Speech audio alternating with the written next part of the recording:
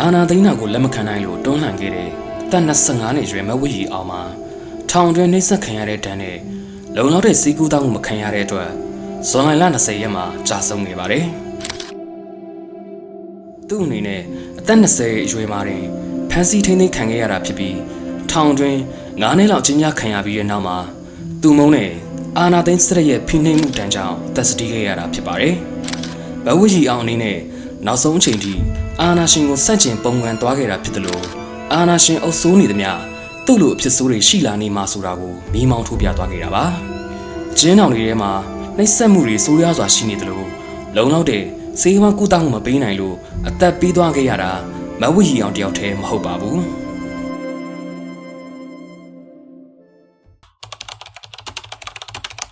စစ်အုပ်စုလက်အတွင်းမှာနိုင်ချင်းတို့ရဲ့ငရေကန်မနိုင်ငံလုံးဆိုင်ရာနိုင်ငံရေးကျင်းသားများကွန်ရက် PPNM ကပြုစုထားတဲ့စီးရင်ရဒီနှစ်2025ရဲ့9လတာအတွင်းမှာအကျဉ်းထောင်တွေရဲ့လုံလောက်တဲ့စီးကူးတောင်းမှုမခံရလို့တည်ဆုံးခဲ့ရတဲ့နိုင်ငံရေးအကျဉ်းသား18ဦးရှိတယ်လို့ဆိုပါတယ်။အာဏာကိုထိပါရင်ဒီသူကိုရန်သူလို့သတ်မှတ်ပြီးရရဆက်ဆန်တဲ့အာဏာသိမ်းစစ်အုပ်စုရဲ့လုပ်ရက်ကိုနိုင်ငံရေးအကျဉ်းသားတွေကဒီဆက်ဆုံးခံစားနေရတာဖြစ်ပါတယ်။မြန်မာနိုင်ငံမှာစစ်တပ်အာဏာသိမ်းတာကိုလက်မခံနိုင်လို့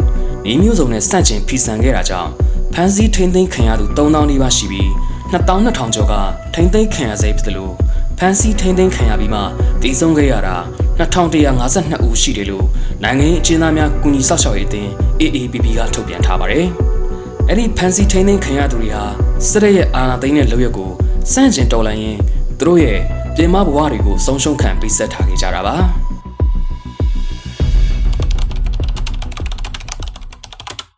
အစာကောင်းခဲ့တဲ့လူထုလှုပ်ရှားမှုအာဏာသိမ်းတဲ့အစောပိုင်းကာလမှာနိုင်ငံတော်ဝန်တိမ့်တန်းချီတဲ့ပြည်သူလူထုကအာဏာသိမ်းတာကိုလက်မခံတဲ့အကြောင်းလမ်းပေါ်ထွက်ပြီးစင်းမြန်းမှာဆန္ဒပြခဲ့ကြပါတယ်။နယ်ပယ်အသီးသီးကသူတွေကလည်းသက်ဆိုင်ရာကဏ္ဍအလိုက်စစ်တပ်အုပ်ချုပ်တာကိုလက်မခံတဲ့အကြောင်းပုံစံမျိုးမျိုးနဲ့အာဏာဖီဆန်ခဲ့ကြပါတယ်။နိုင်ငံဝန်ထမ်း3သိန်းခွဲလောက်ကအာဏာသိမ်းစစ်တပ်လက်အောက်မှာမထမ်းပဲအာဏာဖီဆန်တဲ့စီဒီအန်လှုပ်ရှားမှုမှာပါဝင်ခဲ့ကြပါတယ်။ကျောင်းသားများစုကလည်းစစ်တပ်ထိန်းချုပ်ထားတဲ့စာသင်ကျောင်းတွေမှာကျောင်းမတက်တဲ့ဖီဆန်မှုတွေလုပ်ခဲ့ကြပြီးခုချိန်ထိလည်းတပ်ဝင်နေစေလှုပ်ရှားမှုဆိုနိုင်ပါတယ်။ဒီလူကအာဏာသိမ်းစစ်တပ်ရဲ့ဝင်ငွေရလမ်းဖြစ်တဲ့အောင်သာပြီးထီထိုးတာမိုက်တဲဖုန်းကမတုံးတာစစ်တပ်နဲ့ဆက်နွယ်တဲ့အုပ်ကုံတွေကိုအားမပေးပဲအပိတ်မှောက်တာစတဲ့ဝိုင်းခွန်လှုပ်ရှားမှုတွေမှာတပ်အားတွေပါဝင်နေကြပါတယ်။ဒါအပြင်ကျန်းဖက်တဲ့လှုပ်ရှားမှုဖြစ်တယ်လို့အာဏာသိမ်းစစ်တပ်ဆက်ဆက်ခါနာစီတဲ့တန်မုံသီးတပိတ်ပန်းတပိတ်အတန်ဒိတ်တပိတ်တွေမှာလည်းပြည်သူလူထုကလက်မခံခဲ့ပါဘူး။အာဏာသိမ်းတာကိုလက်မခံတဲ့လူတွေရဲ့စစ်တပ်လုံးဝအုပ်ချုပ်မှုမရစေရဆိုရင်ယောက်ျားတပိတ်လှုပ်ရှားမှုတွေအတိုင်းအတာတစ်ခုရောက်စေခဲ့ပါတယ်။ထိန်းချုပ်ခံရသောလူထုလှုပ်ရှားမှုအာဏာသိမ်းကာလအချိန်ကြာလာတာနဲ့မျှဒီလှုပ်ရှားမှုတွေကတဖြည်းဖြည်းအချိန်ကြာလာခဲ့တယ်လို့စစ်တပ်ရဲ့အကြမ်းဖက်လုပ်ရက်တွေပိုတိုးလာခဲ့ပါတယ်။စစ်အုပ်စုအနေနဲ့အာဏာတည်မြဲရေးအတွက်ကိုပဲအလေးထားအောင်စိုက်ပြီးသူတို့ကိုစန့်ကျင်သူတွေကိုအပြတ်ရှင်းထုတ်တဲ့နည်းနဲ့ရှေ့ဆက်လာခဲ့ပါတယ်။ဒါကြောင့်မြေပြင်မှာအာဏာသိမ်းစစ်တပ်နဲ့ထိတ်တိုက်ထိတွေ့ရမယ်အာဏာဖီဆန်ရေးလှုပ်ရှားမှုတွေတတိကြီးထားလာရတဲ့အခြေအနေကနေနိုင်ငံရေးစကားကိုနှစ်ကိုကြားပဲပြောရတဲ့အထိဖြစ်လာခဲ့ပါတယ်။စစ်အုပ်စုကဒီလူတွေကိုအကြောက်တရားနဲ့ထိန်းအုပ်နိုင်ဖို့ကိုရက်စက်မှုနီလန်းပေါင်းစုံတုံပြီးလုပ်နေခဲ့တာပါ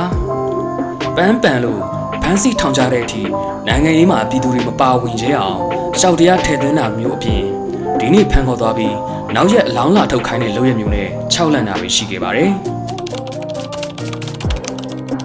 စစ်အုပ်စုရဲ့ထက်ဆင့်ချီလန်းစစ်အုပ်စုကိုလက်နက်ကင်နီလန်းနဲ့တော်လန်းတဲ့ပြည်သူဘက်တော်သားတွေကိုထိတ်တိုက်တွေ့လို့မနိုင်တဲ့အခါလက်နက်မဲ့ကြီးပြစ်တတာရက်သားတွေရှိရနေတယ်ဘာသာရေးဆောက်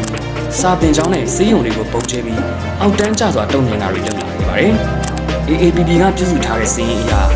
စစ်အုပ်စုနဲ့လက်ပါစီတွေရဲ့တပ်ဖြတ်မှုကြောင့်ဒီနေ့အချိန်ထိတေဆုံးရတဲ့အရသာပြည်သူ9000ကျော်ရှိပြီးတီးကျုံမရသေးတဲ့တေဆုံးသူနောက်ထပ်3800ဦးလောက်ရှိတယ်လို့သိရပါတယ်။ဒါကြောင့်အာဏာသိမ်းစစ်အုပ်စုကသူတို့ထိန်းချုပ်ထားတဲ့အရက်ကပြည်သူတွေကိုနိုင်ငံရေးလှုပ်ရှားမှုတွေမလုပ်နိုင်အောင်ဖိနှိပ်ထိန်းချုပ်ထားသလိုတော်လိုင်းအင်အားစုတွေနဲ့ထိတ်တိုက်ရင်ဆိုင်ရတဲ့ရက်တွေမှာလည်းရဲစစုံလူရန်တုံးပြီးအာဏာမစွန့်ရအောင်ကာကွယ်နေတာဖြစ်ပါတယ်။ လက်နဲ့ချင်းရှင်ရင်ရေးမတာတဲ့စစ်တပ်လက်နဲ့ချင်းတိုက်ရတဲ့ချင်းဒီမှာဆိုရင်စစ်အုပ်စုကရိမ့်နေခဲ့ပြီးတော်လိုင်းအင်အားစုတွေကမြို့တွေထင်းချုပ်လာနိုင်ခဲ့ပါတယ်လက်ရှိအချိန်ထိတော်လိုင်းအင်အားစုတွေကစစ်အုပ်စုကိုနေရာအနှံ့စစ်မျက်နှာဖွင့်ထားပါတယ်အဲ့ဒါအပြင်တော်လိုင်းအင်အားစုတွေလက်အောက်မှာစစ်ဌာနချုပ်နှစ်ခုကြာဆုံးခဲ့တာဟာအခိုင်အမာတည်ဆောက်ထားတဲ့စစ်တပ်အတွက်ရှက်ရတရားပါလေချောင်းကိုအားပြုနေရတဲ့စစ်တပ်အတွက်အထိနာစရာက9နှစ်တာကာလအတွင်းဆုံးရှုံးခဲ့ရတဲ့စစ်လီရင်နဲ့ရဟတ်ရင်73စီးအထိရှိလာတာဖြစ်ပါတယ်စစ်ရေးမှာအထိနာနေတဲ့စစ်တပ်အနေနဲ့တိုက်ခိုက်ရေးစစ်သားအင်အားဆုံးရှုံးမှုအများပြားရှိနေတာကိုကုစားဖို့အတွက်စစ်မှုထမ်းဥပဒေကိုအသက်သွင်းပြီးအင်အားအသေးအံစုဆောင်းနေရပါတယ်ဒါဟာစစ်ရေးအတွက်သူတို့ရဲ့လက်ပူတိုက်ဖြစ်ရှင်းတဲ့လုပ်ရဖြစ်ပေမဲ့တစ်ဖက်မှာ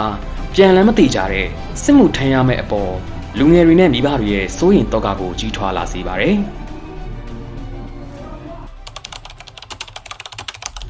စွမ်းရည်မဲ့အုပ်ချုပ်မှုရန်နေဟာပြည်သူကောင်းစားရေးကိုလီမထားပဲထင်ရဆိုင်တဲ့လှုပ်ဆောင်ချက်တွေကြောင့်အာဏာသိမ်းကာလအတွင်းစင်ရဲ့ကြက်တိမ်မှုတွေဆိုးရွားစွာကြုံတွေ့လာရပါတယ်။ကမ္ဘာ့ဘဏ်ရဲ့နောက်ဆုံးထုတ်ပြန်ထားတဲ့စာရင်းအရမြန်မာနိုင်ငံရဲ့လူဦးရေ31ရာခိုင်နှုန်းဟာစင်ရဲ့မွဲတေမှုအဆင့်အောက်ရောက်ရှိနေတယ်လို့ဆိုပါတယ်။ WFP ကလည်းငတ်မမှုတန်ကိုရေးပေါ်အခြေအနေထိရင်ဆိုင်နေရတဲ့မြန်မာနိုင်ငံသား2.3 သန်းရှိလို့ဆိုသလိုကျောင်းပြင်ပရောက်ကလေး3.8 သန်းရှိတယ်လို့ UNICEF ကထုတ်ပြန်ထားပါတယ်။ဒီချက်လက်တွေကအာဏာသိမ်းကာလမှာပြည်သူတွေရဲ့စီးပွားဘဝစိုးဝါနှိမ်ချခဲ့တာပေါ်လွင်နေသလိုစစ်အုပ်စုကဆက်ပြီးအုပ်စိုးနေသမျှပိုဆိုးတဲ့အခြေအနေနဲ့ပဲကြုံရဖို့ရှိပါတယ်။တကောင်ထက်ညမတက်တော့တဲ့ခီးဆိုးရွားတဲ့အာဏာရှင်စစ်မိတ်စာကိုအသက်ပေးအချင်းချခံပြီးတော်လန်ပုံငရင်တာဝန်ကျေသူတွေကကြီးခဲ့ကြပါပြီ။တကောင်ထက်ညမတက်တော့တဲ့အခြေအနေမှာနောက်ဆုံးတိုက်ပွဲလို့ကြွေးကြော်ပြီးလက်နဲ့တော်လန်နေသူတွေကသူ့တာဝန်နဲ့သူခီးဆက်နေကြပါတယ်။မျိုးပြနဲ့စစ်အုပ်စုထိန်းချုပ်ထားတဲ့ဒေသကပြည်သူတွေစီကရောက်ွယ်လူဖြစ်နေတဲ့အာဏာဖီဆန်မှုတွေသာအသက်ပြန်ဝင်လာမယ်ဆိုရင်အာဏာရှင်ကိုလှုပ်ရှုပ်စေမဲ့ထောက်ပံ့ကောင်းဖြစ်မှာသိချပါတယ်။ဒါကြောင့်ပြည်သူလူထုဟာစစ်တပ်ကိုကြမ်းဖက်တဲ့နီလန်းပေါင်းစုံနဲ့ဆက်လက်တော်လှန်ရေးမှာပါဝင်ဖို့လိုအပ်နေပါတယ်။စစ်တပ်ရန်ရတွေလဲပတ်မှုနေကြအောင်စစ်တပ်ထဲကလူတွေရင်းဝင်မှုစစ်ဆိုးရအောက်မှာလုံးမလုပ်ပဲရုံးထွက်ပြီးစီရီယံလုပ်ဖို့စစ်တပ်စီးပွားရေးကြီးကြာရှုံးအောင်စစ်တပ်ထုတ်ကုန်တွေစစ်တပ်နဲ့ဆွေမျိုးသားချင်းမိတ်ဆွေတွေပါဝင်ပတ်သက်နေတဲ့ကုန်စည်တွေလှုပ်ရှားမှုတွေမပါဝင်ဘူးစစ်တပ်ချမှတ်ထားတဲ့မတရားတဲ့ဥပဒေတွေစီးမြင့်တွေကိုတနင်္လာနေ့မလိုက်နာဘူးမနာခံဘူးဒေါ်လန်ပြည်သူတွေပြုလုပ်တဲ့ပြည်သူလှုပ်ရှားမှုတွေမှာတနင်္လာနေ့ပူးပေါင်းဆောင်ရွက်ဖို့စစ်တပ်စန့်ကျင်အွန်လိုင်းအကြမ်းဖက်လှုပ်ရှားမှုတွေမှာပါဝင်ဖို့နိုင်ငံတကာဖိအားတွေရရှိအောင်ပြုလုပ်တဲ့လက်မှတ်ထိုးလှုပ်ရှားမှုတွေမှာစိတ်ပါဝင်စားစွာပါဝင်ဖို့ပုံးစော်ဖို့စတဲ့နီလန်းတွေနဲ့ဆက်လက်ပါဝင်ပြီးစန့်ကျင်ဖို့လိုပါတယ်။အာနာရှင်စနစ်ဆိုးအောက်ကလုံမြောက်ဖို့အတွက်ရင်းနှီးပြီးဆက်ခဲ့ကြသူတွေပြည့်မဲ့အသက်ပေးခဲ့ရတဲ့ရသားပြည်သူတွေအတွက်ချန်ရစ်သူတွေကတာဝန်ချဖို့လိုသလိုမျိုးဆက်တည်ရဲ့အနာဂတ်အတွက်တွေးအေးသွားလို့မရှာနိုင်ပါဘူး။ဒီတစ်ခါတော်လိုင်းဟာပြည်သူအားလုံးပါဝင်ရမယ်နောက်ဆုံးတော်လှန်ရေးပါပဲ။